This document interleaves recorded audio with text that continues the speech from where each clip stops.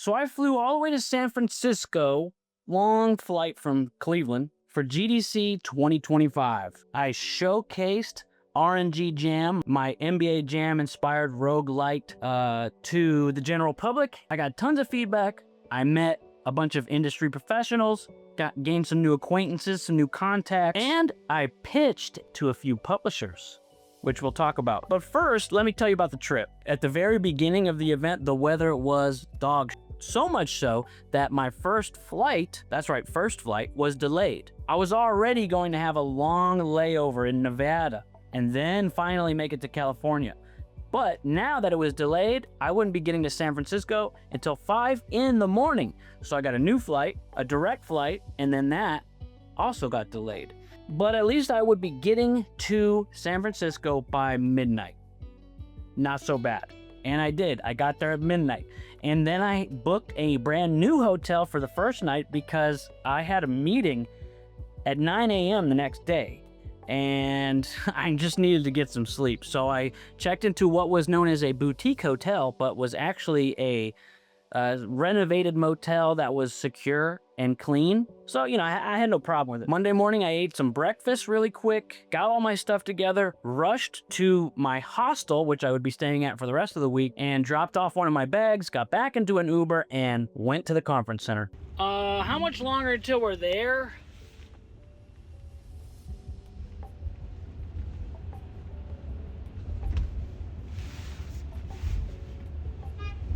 When I got there, I got my badge, and then I scoped out the conference floor layout to kind of figure out like where my meetings would be and how easy it'll be to get to this place, that place, the other place. I had never been here before, so there's multiple halls, there's multiple buildings for the Moscone Center. That's where I was at, and I just had no idea like the layout and everything. So anyways, I figured all that out. And then I had my first meeting, 9 a.m., with Ryan at Mythic Talent. That's the talent agency that has people like Queso and, you know, what's his face? Which was great. It was like an informal icebreaker, you know, kind of getting used to talking to real people in real life. I've talked to Ryan before on email, but it was nice to meet him in person and kind of go over our goals for the week. And we even did some spitballing of what some publishers may or may not ask while we're talking about my game. It was really useful, and it was really cool to you know, meet Ryan in person and gain that solid contact for the future. But my next meeting wasn't until the afternoon, so then I went back to the hostel, took a nap. My second meeting was with P Cube. They're a publisher, European-based publisher. And the funny thing was, with all the European-based publishers, for some reason they rented out one floor of a WorkWise, think of a WeWork, just a big open workspace. And all the European publishers were meeting with people. People were pitching games and whatnot. And so I did it. I pitched my game. I brought out this nice Genesis copy of RNG Jam. Yeah. That's pretty cool. Then I also had my business cards. That looks sick. And I have my RNG Jam coat. That's it on the front. I don't know how good that you could see that, but anyways, that was the general, like, the look for the pitching. I had my business cards, I had the Genesis game, I had my coat on, and my computer. The title slide looked like this. Pretty cool. Anyways, the pitch went well. It was a reaction. I didn't know what to expect going into this sort of stuff, but it seemed like they liked it. So we moved to the point of just talking about timelines and showing the budget. And anyways, it all went great. I walked out of there with a smile on my face that I couldn't get rid of. And then that night was an event called GDC Nights, the first one, the Monday night GDC Nights. And it was, I think it cost $50 just to go to this overly expensive party that was in one of the conference halls. It was, in my opinion, one of the biggest wastes of money of the entire event. And it was lame and super expensive. To map it out for you, it already cost $50 to go to this thing, right? Then A beer, the cheapest of all of the beers that they had, was $18. And to put in this perspective, yes, San Francisco is a pretty expensive place to be and to eat and to drink. But across the street at the W, this hotel, at their bar, now this place is like $15 to $1,600 minimum a night. Their beer, same beer, $8. Come on, GDC, what is this price, dude? Anyways, there are better, free, unofficial GDC events and parties every single night of the week throughout the entire city. Tons of them. You'll be able to get into something, and it's going to be way more worth it than going to GDC nights. Do not go unless all you really want to do is play puzzles and board games and watch Netflix. I mean, come on. Netflix. Anyways, as the days continued, I had a meeting with another publisher. These guys are based out of Belgium. They were awesome. They're called Fire Falcom. They actually were previously just porters. They just ported games from like PC to mobile to Switch, etc. And they have their own like technology to do that makes it really simple for them. But they're starting publishing. And they actually reached out to me for this meeting, which was awesome because they were so excited to talk about my game. And like they had already looked at it, thought about it, and they only set a few meetings for the week. And I was one of them. That was awesome. They were so excited about it. They got me excited. I got them even more excited. We were talking, man, imagine next year we come with a booth and, you know, we have a basketball. It was very cool. So I look forward to hearing from them and the potential partnership that may become. Then I met with a PR person at Starfall PR. Now, I had a few of these PR people reach out to me. I didn't know what to expect. You know, what's the goal? Are they just like looking to make money off of me? And yeah, probably. But I respected this conversation. You know, because if we don't get a publisher deal, which there's always a chance we don't, having a PR person may come in handy. So it's nice to gain that contact and get that sort of acquaintance going. It's another contact that I'll have in the future in case we need that. And it was a really enjoyable conversation. Anyways, then that night I went to a party hosted by Reddit, Tipalti, and Unity.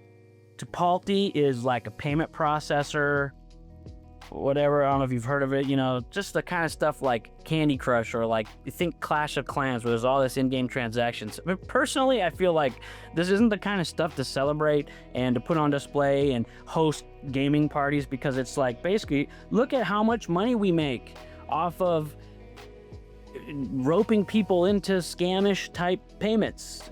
I don't know.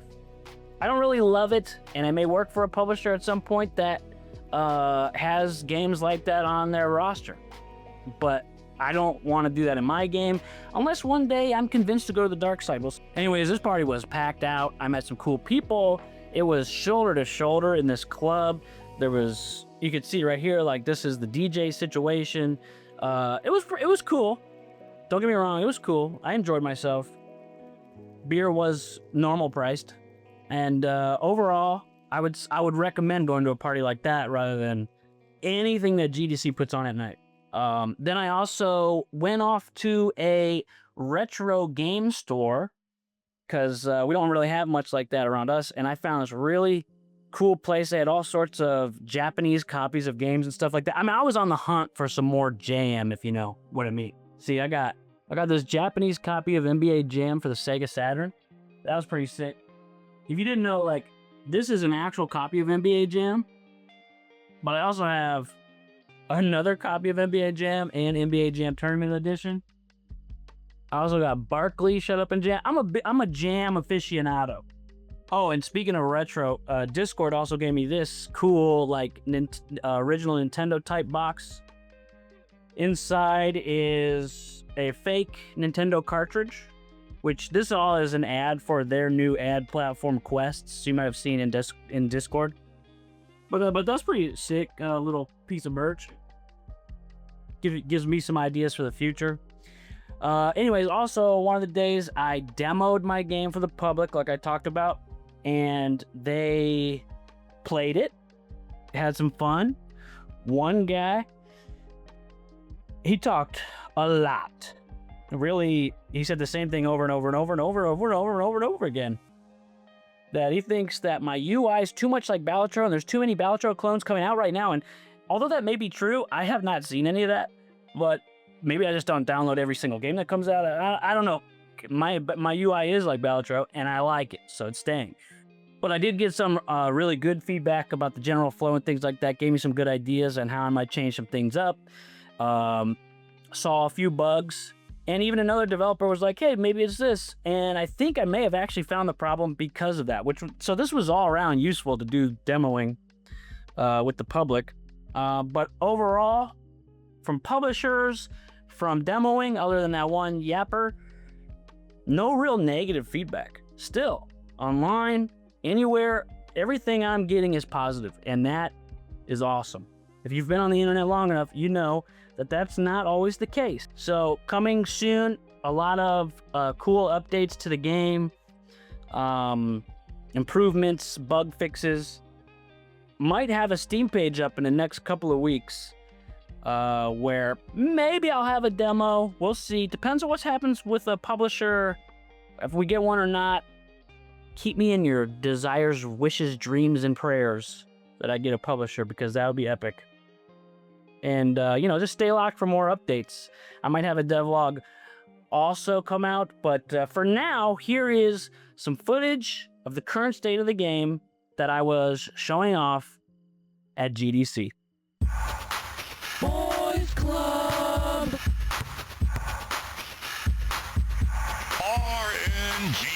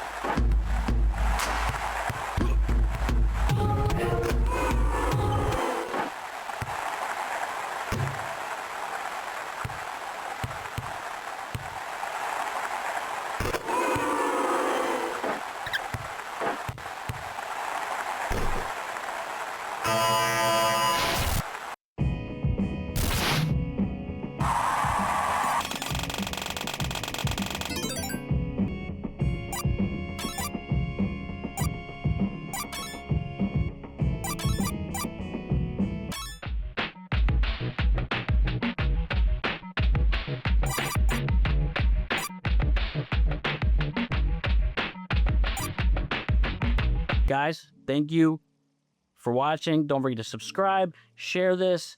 If you want to be in the audience of the game, Patreon.